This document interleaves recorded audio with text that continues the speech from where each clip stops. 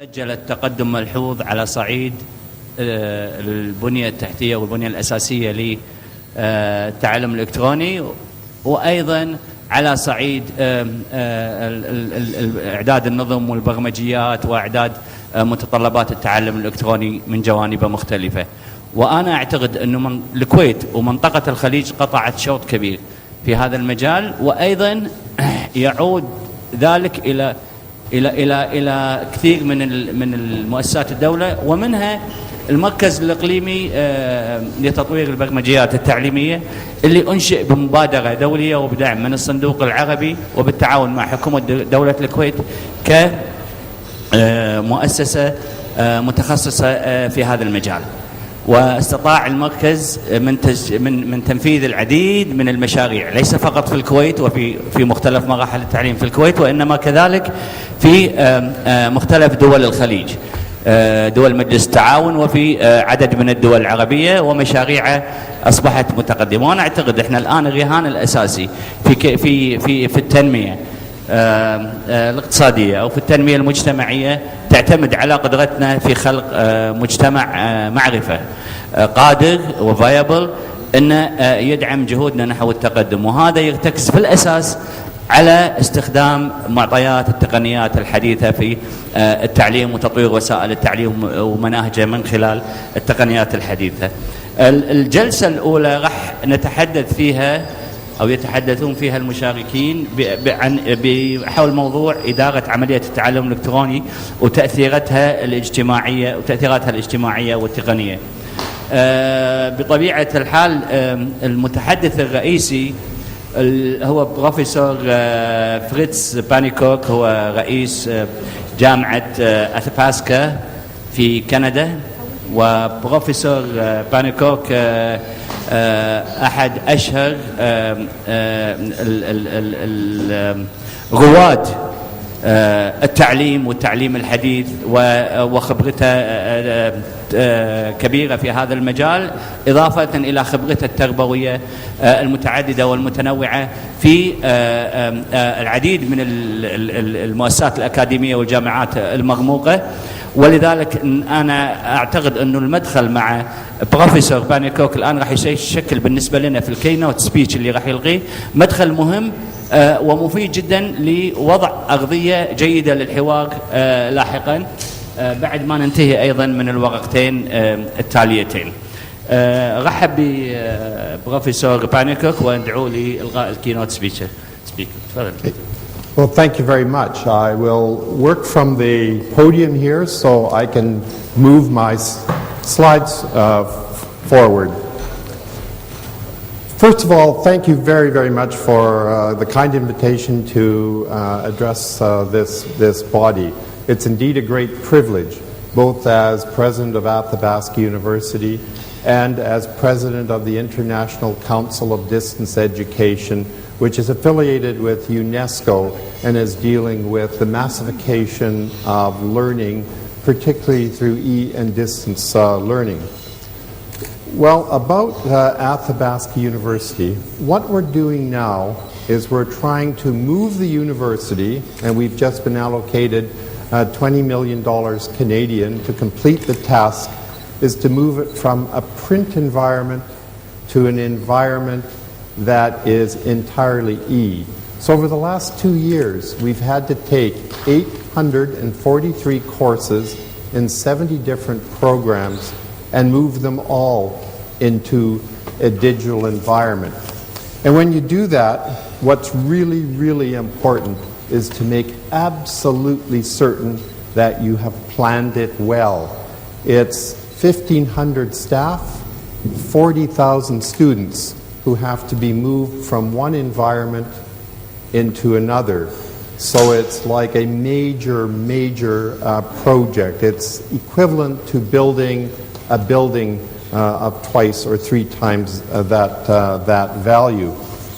Well, what did we learn from moving the university from print to digital? Well, the first thing we found out was that you will have challenges of the traditional institution.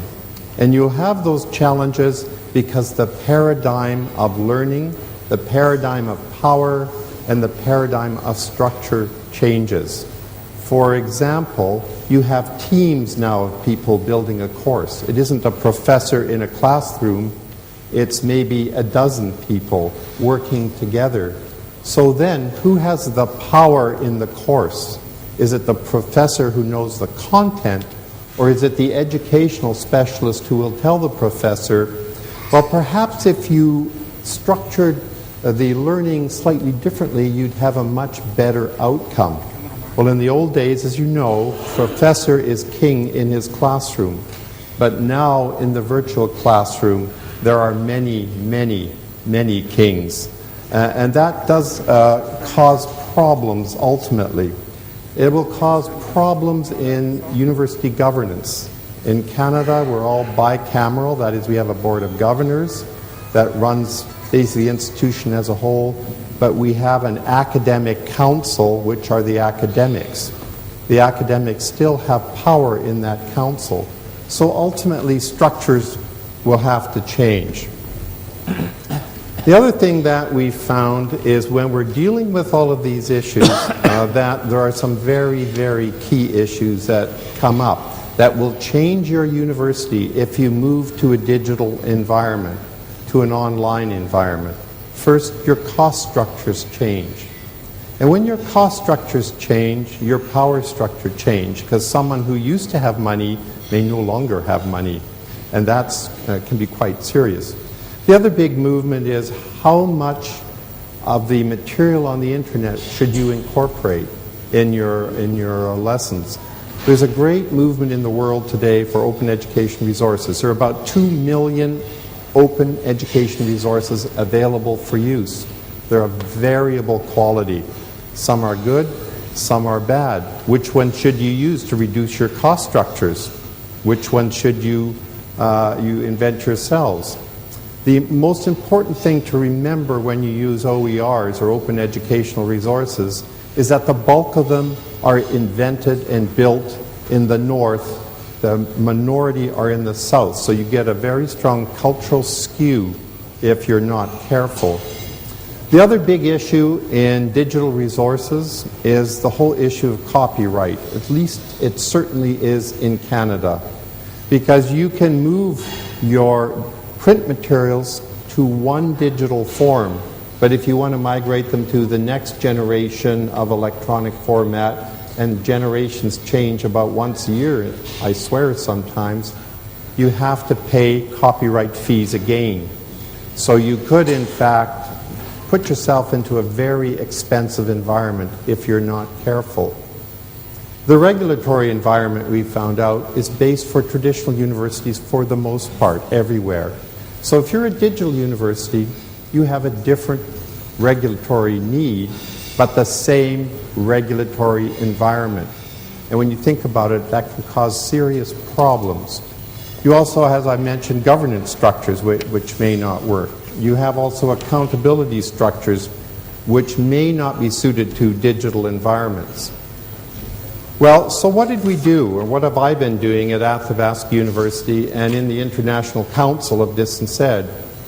We're beginning to look at university structures, or what we call the university value chain. That is, what are all the little bits that make a university? How can you disaggregate that value chain, and how can you rebuild that value chain for a digital environment? Because I would argue what really matters are the learning outcomes of the experience for the student and the validation of those outcomes. Everything else is largely based on tradition. Well, I won't go into great detail because there's about 100+ elements in the university value chain, but I will go to some of the elements. The first is registration. Well, everybody has a registry office. Every university has a registry office. But what should a registry office in a digital university do? Well, maybe it should be the place where the student's entire learning needs are first outlined and then placed on a permanent file there. and then you follow them through their life of learning. That would be a different structure. At our university, we give what's called prior learning assessment. For example, if you've been doing accounting for 5-10 years, you decide to take accounting at our university, should you have to take all of that learning all over again, or should we have a person who can say, well, yes, you've learned this module and that module and that module, but you still have to experience that module. Well, all of those portfolios students submit can be held in the registry. Now then you come to the next question. If there are, in the province of Alberta, there are 22 post-secondary institutions, and we allow the movement of learning from one institution to another. So should one institution keep the registry, or should the government keep the registry for 22 students? Well, there's all sorts of debates on that are happening. So registries may change over time when you move to a digital environment. I believe they are already moving that way. In Canada, they certainly are beginning to move in that way, inch by inch, but it will mean a profound change for universities. The most profound change, of course, is in information. We all know, we all believe to a degree, that the internet provides us access to incredible information, and indeed it does. But it does not provide access to always the best information. The great science journals are still toll-gated. The great humanities journals are still toll-gated. Some countries are moving, and some disciplines are moving 100% online and making their information freely available. In Canada, for the longest time, Canada was known as a country that specialized in communication theory. Well, in the old days, those journals were all in print. Then we saw Canada's position erode because it was no longer being read, because everyone read digitally. So what we decided to do in Canada is we decided to move all of our intellectual and scholarly discourse in the humanities and the social sciences online, making it freely available. Now that is still a process that's ongoing. It'll take another 3 to 4 years to complete. But that's the sort of thing that's happening in digital environments. We're changing structures. At our university, we have an open access press. Every book that our scholars produce is freely available online to anyone who wants to use it. Anyone in the world can download. We've got a book on open and distance learning, for example, that's had over 200,000 downloads in a matter of several months. In the old days, we'd be lucky if we sold 1,000. What also happens when you make it freely available online, your print sales increase. And so you've got a new economic structure happening. And if we ignore the new economic structures of information and the new economic structures of universities, we do so at our peril. The other big project we're involved in right now, and this is happening in the United States, likely happen here, it's certainly happening in Canada. Information is free, we all say, but then why are students still paying up to $1,000 a year in Canadian dollars for textbooks in the sciences? Why can't they be free? And our minister said, indeed, why can't they be free? And can they be free, and can you still make money out of making them free? Well, actually you can. One very, very clever entrepreneur said, the textbooks in engineering will be free. How will he do it? He will put advertising in each of those textbooks from the oil companies that are in Alberta.